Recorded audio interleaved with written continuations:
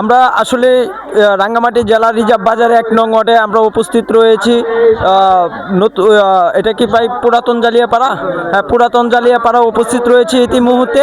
পুরাতন জালিয়াপাড়া আমরা কিন্তু দেখতে পেয়েছি এবং শুনতে পেয়েছি সকল মানুষ কিন্তু সেই বারবার ৩বারের কাউন্সিলর যেই হেলাল মেম্বার হেলাল বাইকে নিয়েই কিন্তু সবাই ওনাকে প্রতিশ্রুতি দিয়েছেন যে ১২ই ফেব্রুয়ারি বৃহস্পতিবারে আমরা সকলেই আমরা কেন্দ্রতে চলে যাব ধানের পক্ষে ভোট দেওয়ার জন্য।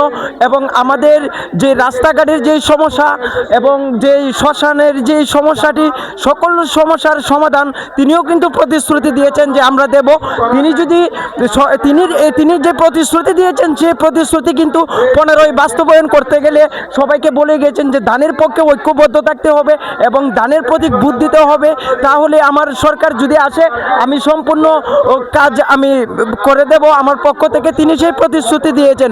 আরও দিয়েছেন যে এই পুরাতন জালিয়াপাড়ার প্রত্যেকটা মানুষের নিরাপত্তা এবং দায়িত্ব সকল কিছু কিন্তু দেওয়ার আমার। ওকে ভাই।